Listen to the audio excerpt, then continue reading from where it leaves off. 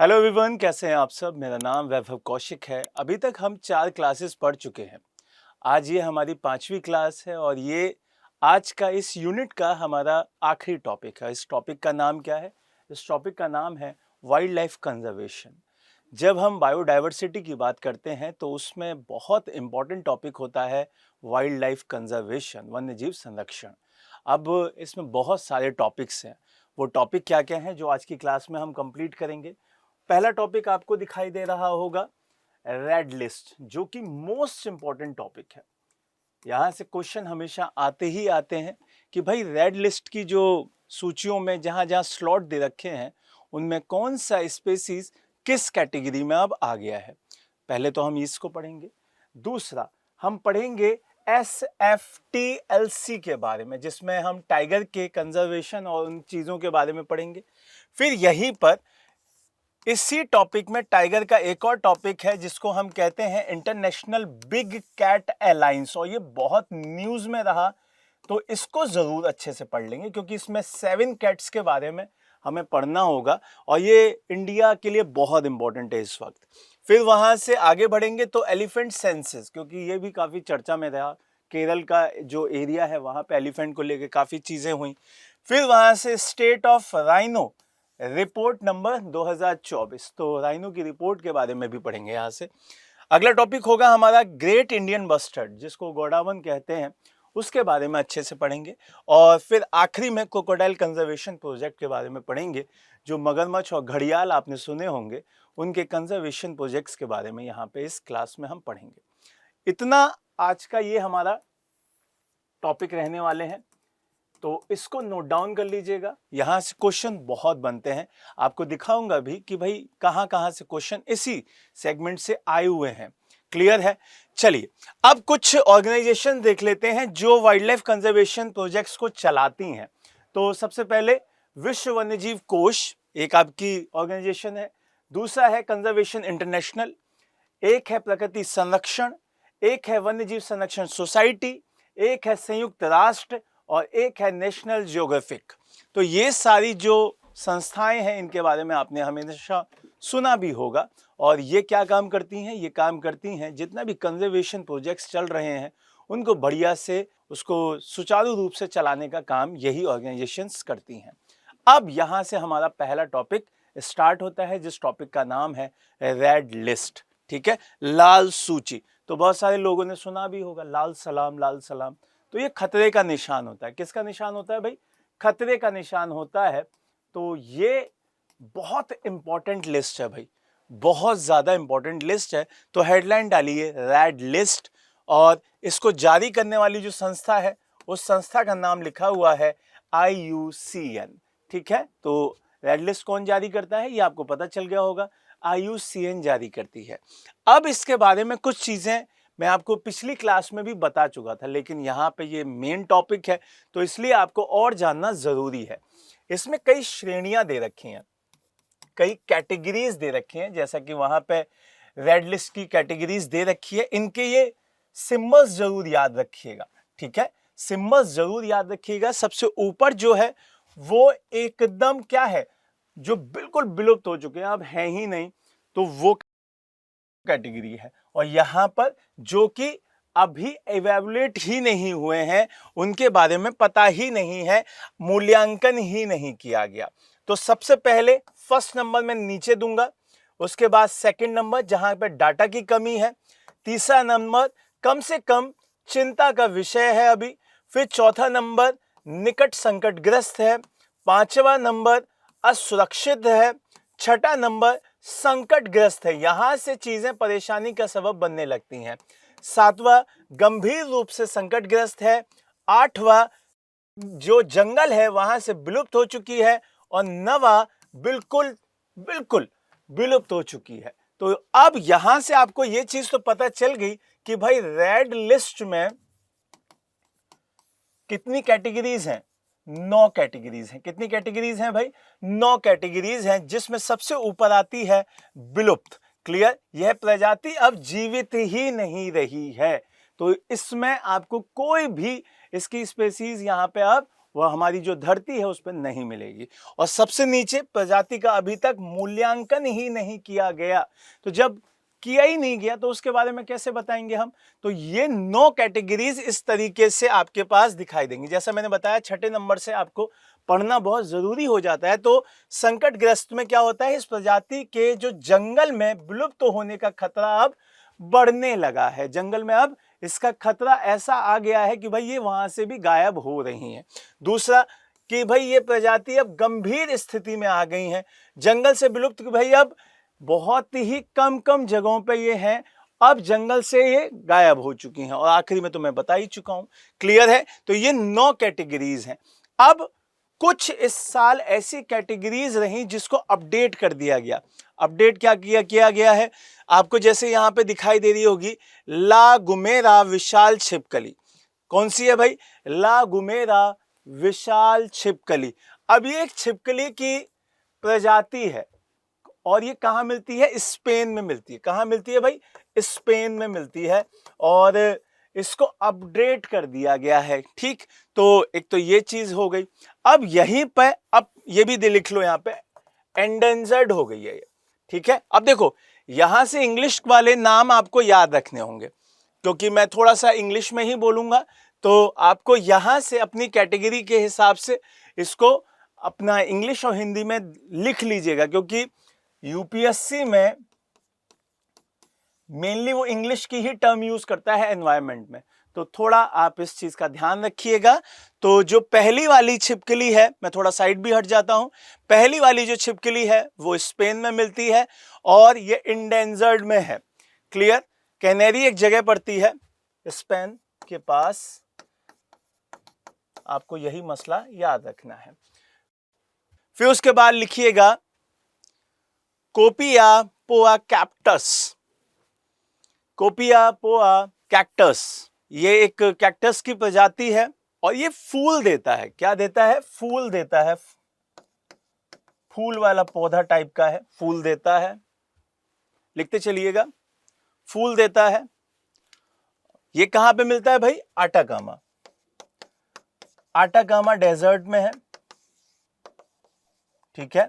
Atacama desert आपको पता ही होगा कहां पे है, ये दक्षिणी अमेरिका में दिखाई देता है, साउथ अमेरिका।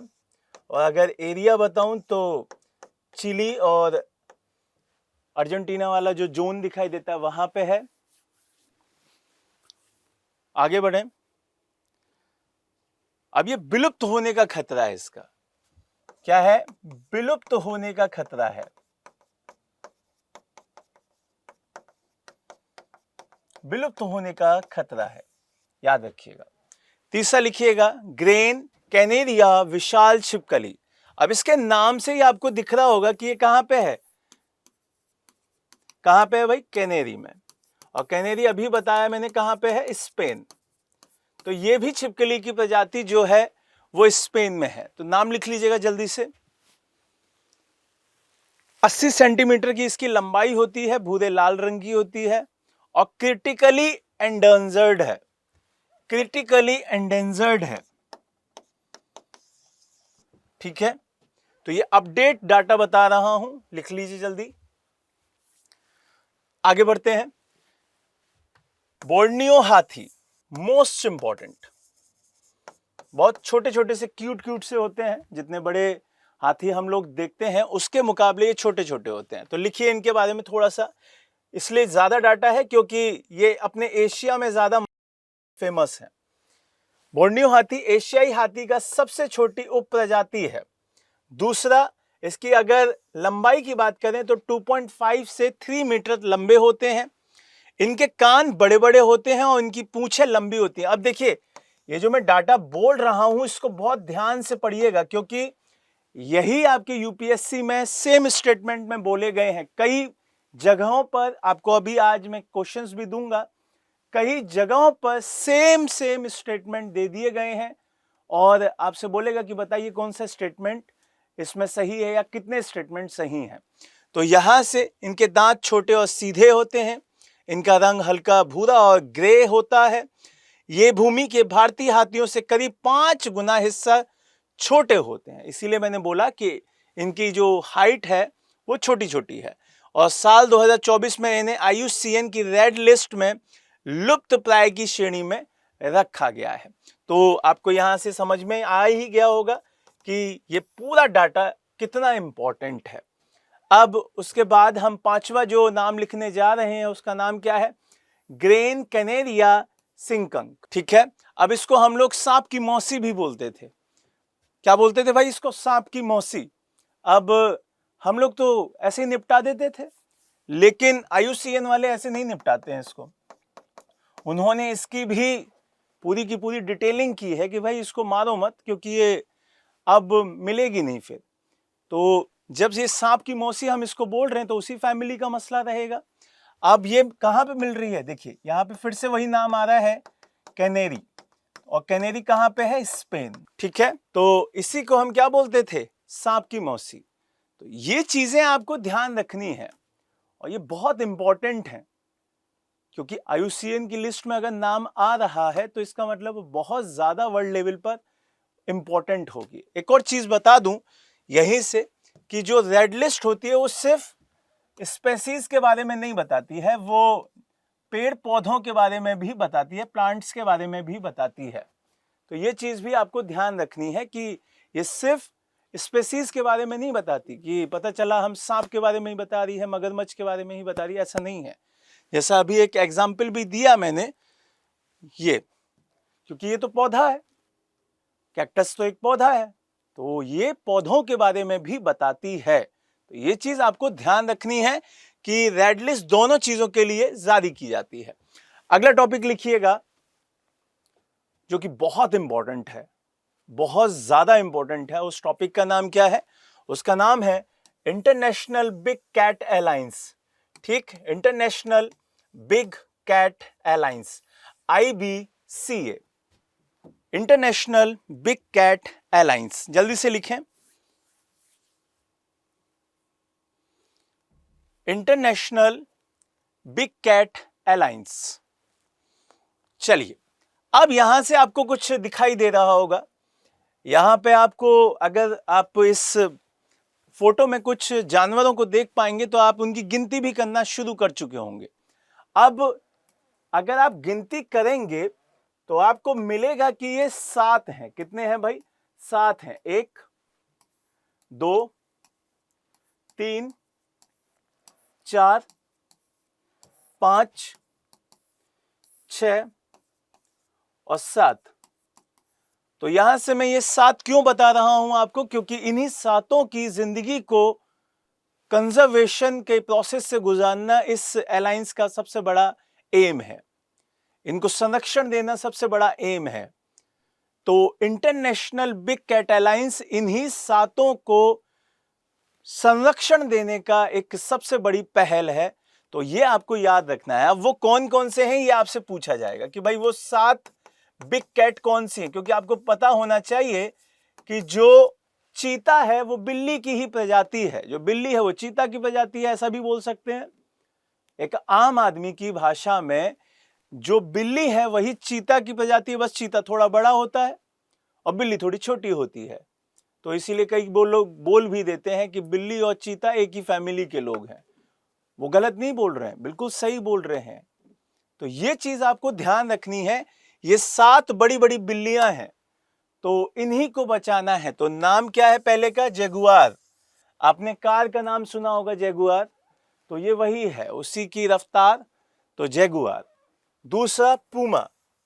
आपने एक कंपनी सुनी होगी जूते की, जिसको पहन के आप एकदम रफ्तार तेज कर देते हैं अपने भागने की, तो प्यूमा वही है। एक लियोपार्ड, लियोपार्ड ये तीसरी हुई। लॉइन, जिसको शेर कहा जाता है ना, जंगल का राजा लॉइन। फिर उसके बाद टाइगर, ये तो हम सुनते आए हैं टाइगर, तो यहां पे आपका 5वां है टाइगर। फिर उसके बाद टाइगर और चीता में अंतर होता है, टाइगर और चीता में अंतर होता है, ये चीज आपको ध्यान रखनी है। चीता एक अलग बिल्ली है, ठीक, चीता।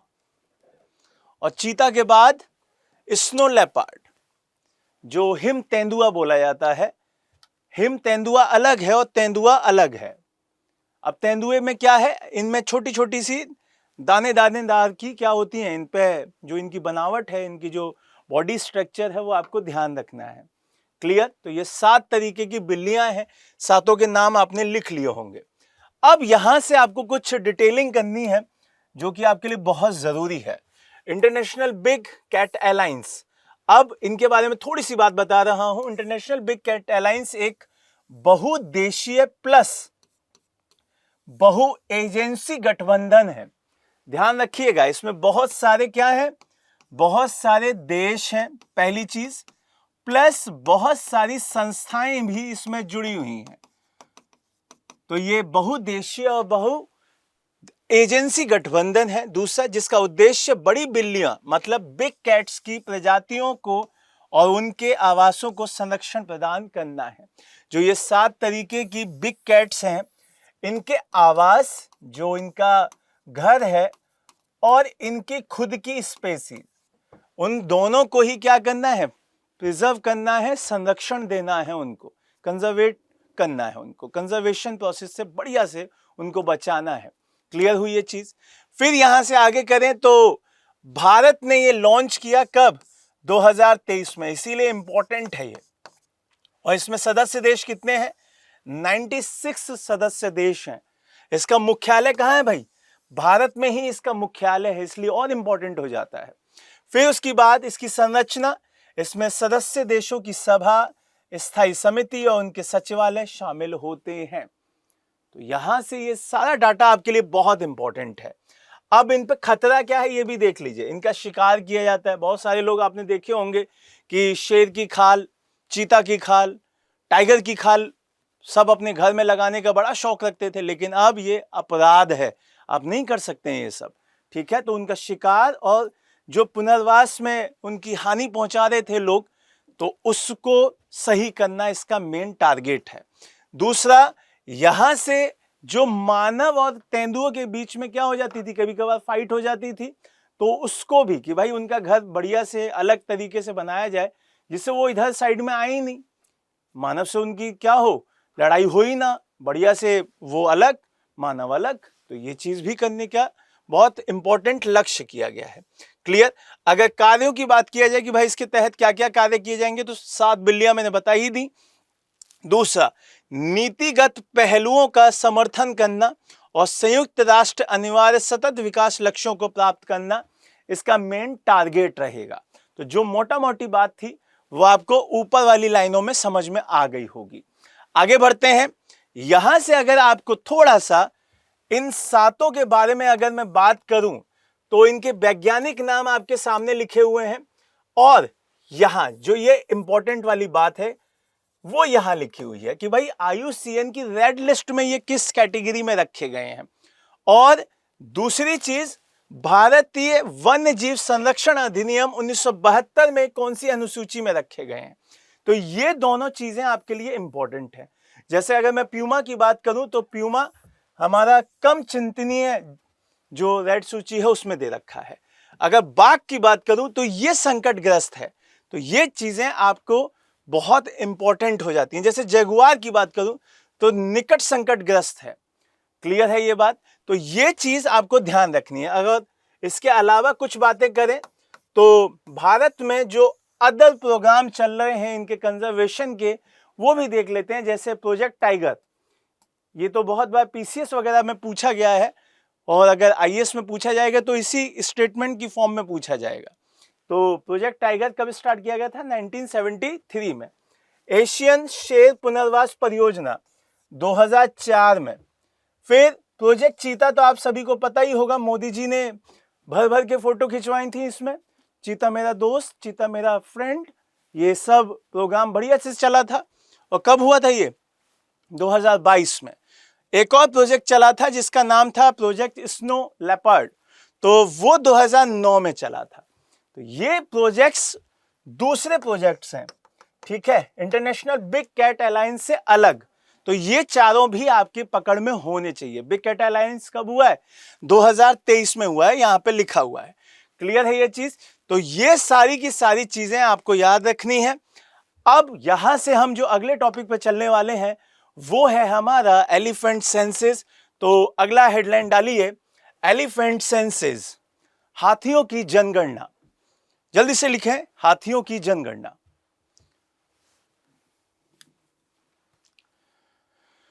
चलिए, आप सभी ने बहुत बार मूवीज में देखा होगा हाथी मेरा साथी, बहुत सारी मूवीज आई हुई हैं, है ना। तेरी मेहरबानी, उसमें कुत्ते को दोस्त बना लेता है। तो जानवरों के साथ आप सभी ने देखा होगा कि मानव का प्रेम बहुत रहा है। इसी वजह से अब सरकार इनकी जनगणना भी करा रही है, इनके बारे में पता भी कर रही है कि भाई किस एरिया में कितने हैं, जिससे हम उनका प्रिजर्वेशन कर सकें, उनका कंजर्वेशन कर सकें, उनका संरक्षण कर सकें। ये सारी चीजें आपको ध्यान रखनी होंगी। अब यहां पर ये न्यूज में रहा क्योंकि इसकी अभी हाल ही में जनगणना की गई और जनगणना में ये पाया गया कि भाई जो दक्षिणी राज्य हैं, इंडिया के जो साउदर्न एरिया हैं, वहां पर आपकी जो हाथियों की संख्या है वो ज्यादा दिखाई दे रही है। अब कर्नाटक तो इसमें बहुत ऊपर आ गया है, कर्नाटक में बहुत अच्छा सेंसस है इनका। तो यही हमको इस पूरी न्यूज में पढ़ना है। इनमें एक बीमारी भी पाई गई है, तो अभी मैं उस बीमारी का नाम भी बताऊंगा जो कि हाथियों में ब्लड को लेकर थी। उनका ब्लड फ्लो बहुत ज्यादा तेज हो जाता था, तो उस बीमारी का नाम भी बताऊंगा क्योंकि वो न्यूज में थी, तो वो आपसे पूछी जा सकती थी। तो यहाँ पे एलिफेंट, तो इसको ध्यान रखिएगा, ये अब बढ़िया है। आपको ये ध्यान रखना है कि ये बढ़ रही है, थोड़ा सा ऊपर नीचे होती है, लेकिन 2023 में आपको ध्यान रखना है 110 रही है। क्लियर है ये चीज? आपको 132 वाला भी याद रखना था, 2019 में हुई थी। आगे बढ़े यहां से अब जो बीमारी का नाम बता रहा था ये इंपॉर्टेंट है, और इस बीमारी का नाम क्या है? इस बीमारी का नाम है हाथियों के अंदर एलिफेंट एंडोथेलियोट्रोपिक हर्पीज। ठीक है, ये आपको नाम याद रखना है। अगर ये याद नहीं होता है तो आपको क्या याद कर लेना है? EEHV। ठीक है, और इसके आगे एस लगा दीजिए क्योंकि वायरस के पूरा ये नाम है। और ये बीमारी क्या है, इसके बहुत अगर मोटा मोटा बात बताऊं तो इसमें हाथियों का जो ब्लड होता है, अगर उनको चोट लग जाए तो ब्लड नहीं रुकता, और ब्लड ना रुकने की वजह से उसका फ्लो बहुत रहता है, ब्लड रुक नहीं रहा है, जिसकी वजह से उनकी डेथ हो जाती है 24 घंटे के अंदर। तो ये आपको ध्यान रखना है, ये एक प्रकार का नया double standard DNA herpes virus है। ये पॉइंट याद रखिएगा, मोस्ट इंपॉर्टेंट पॉइंट है। जब आप EEHB के बारे में पढ़ते हैं तो ये क्या है? ये double standard DNA herpes virus है जो किशोर एशियाई और अफ्रीकी हाथियों में तीव्र रक्तस्राव के कारण बनता है। दूसरा, इस वायरस से संबंधित गंभीर मामले संक्रमण 24 घंटे के अंदर ही उसकी मौत हो जाती है। क्लियर है ये बात? तो ये चीजें आपको ध्यान रखनी है, ये बातें आपको ध्यान रखनी है। इसकी वजह से बहुत सारी डेथ भी हो रही हैं, केरल में भी काफी डेथ हुई, तो ये चीज आपको ध्यान रखनी है। चलिए, अब यहां से आपको ये दिखाई दे ही गया होगा कि भाई हमने EEHB वायरस के बारे में पढ़ा और इसको अच्छे से समझ भी लिया। अब थोड़ा सा प्रोजेक्ट एलिफेंट के बारे में जान लेते हैं कि भाई इसे कब स्टार्ट किया गया। 1992 में इसे स्टार्ट किया गया, और किसके द्वारा? वन एवं जलवायु परिवर्तन मंत्रालय है उसके द्वारा। ठीक है, तो ये मंत्रालय का नाम भी पूछ लिया जाता है भाई, तो इस मिनिस्ट्री का नाम आपको ध्यान रखना है। इस मिनिस्ट्री का नाम क्या है भाई? वन एवं जलवायु परिवर्तन मंत्रालय। ये अपने आप में इंपॉर्टेंट है। दूसरा, जो एलिफेंट सेल है, अब एलिफेंट सेल का मतलब वो जो सेल हम रिमोट में डालते हैं वो नहीं है। एलिफेंट सेल का मतलब कुछ लोगों की नियुक्ति की जाएगी, एक विंग बनाई गई है जिसमें ये लोग इसका संरक्षण करेंगे। ठीक है, उसके बाद माइक, तो आपको ये कार्यक्रम भी याद रखना है, माइक कार्यक्रम। माइक कार्यक्रम की जो स्थापना है वो अंतरराष्ट्रीय लुप्त प्राय वन्यजीव एवं वनस्पति प्रजाति व्यापार अभिसमय सिटीज के द्वारा की गई। ये सिटीज में पढ़ा चुका हूं आपको पिछली क्लास में। ठीक है, और कब की गई? 1997 में COP10 सम्मेलन में ये अपनाया गया, संकल्प के माध्यम से की गई थी। 2017 में IUCN के द्वारा माइक एशियाई कार्यक्रम का संचालन किया गया। अब ये एशियाई कार्यक्रम है। ठीक है, और इस कार्यक्रम का मुख्य उद्देश्य क्या है? हाथियों के शवों पर डाटा एकत्र करना और उनके विश्लेषण करके जो उनकी हाथियों की मृत्यु दर है उसकी स्थानिक, सामयिक और अन्य प्रवृत्तियों को बताना। क्लियर है ये बात? तो माइक का काम समझ गए होंगे, माइक कब स्थापित हुआ ये समझ गए होंगे, एलिफेंट सेल समझ गए, एलिफेंट जो प्रोजेक्ट चल रहा है वो कब चल रहा है, किसके द्वारा चल रहा है, ये सब कुछ आप क्लियर अपने डाटा में बना लीजिएगा। अब दो चीजें हैं, एक एलिफेंट जो कि एशिया के हैं और एक अफ्रीकन एलिफेंट, इन दोनों में बहुत छोटा छोटा सा अंतर है जो कि आपके लिए बहुत जरूरी है। जैसे आप इनका बॉडी स्ट्रक्चर देख रहे होंगे, उनका भी बॉडी स्ट्रक्चर देख रहे होंगे। अब इन दोनों की लिस्टिंग की गई है IUCN में, एंडेंजर्ड, और इसमें सवाना वाला का एंडेंजर्ड और क्रिटिकल जो फॉरेस्ट वाले हैं, ये इनकी IUCN लिस्टेड है जो कि रेड लिस्ट में है। अब यहां से थोड़ा सा इनकी कैरेक्टरिस्टिक्स में अगर बताऊं तो कैरेक्टरिस्टिक में आपको ध्यान रखना है, इसके दो कुबड़े होते हैं, ठीक है, दो तरफ इसके क्या लगे होते हैं, अलग अलग इनका हिस्सा निकला होता है। जैसे यहाँ पे आपको दिख ही रहा होगा, ये एक ये और एक ये, लेकिन इनका एक ही होता है, ठीक है।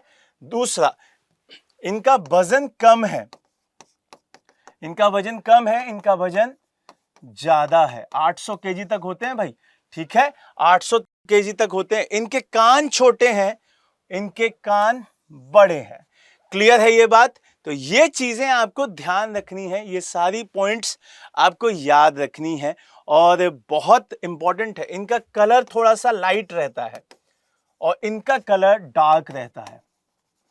Got it? ये सारी की सारी क्या है, इनकी कैरेक्टरिस्टिक्स हैं। अब जो अगला जो हमारा टॉपिक है वो है स्ट्रेट राइनो रिपोर्ट, जिसको हम अगले पार्ट में देखेंगे और उसके साथ साथ क्रोकोडाइल वाला देखेंगे और इंडियन वस्टर्ड देखेंगे। फिर हम अगली क्लास में इसको खत्म करेंगे। Got it? तो इस पे क्वेश्चंस लगाइएगा, अगली क्लास में मैं आपको क्वेश्चंस दिखाऊंगा। और एक क्वेश्चन मैं आपको छोड़ के जा रहा हूं जिसका आंसर आप कमेंट बॉक्स में जरूर दीजिएगा। वो क्वेश्चन क्या है? वो क्वेश्चन आपका यूपीएससी में आया हुआ ही है। क्वेश्चन क्या है भाई? यदि आप घड़ियालों को उनके प्राकृतिक आवासों में देखना चाहते हैं तो निम्नलिखित में से कौन सा स्थान घूमने के लिए सबसे उपयुक्त है? अब ये क्वेश्चन यूपीएससी में ही आया हुआ है 2017 में। अभी पढ़ाऊंगा मैं, घड़ियाल कंजर्वेशन पढ़ाऊंगा, लेकिन यहां पे आप ट्राई कीजिएगा इस क्वेश्चन को आप कितना हद तक दे पाते हैं। भीतरकनिका मैंग्रोव, चंबल नदी, पुलिकट झील, दीपोर व्हील। तो उम्मीद है आपको ये प्रोग्राम बढ़िया लग रहा होगा, आपकी तैयारी में बहुत ज़्यादा हेल्प कर रहा होगा। इसका आंसर ज़रूर दीजिएगा कमेंट बॉक्स में। जय हिंद, जय भारत।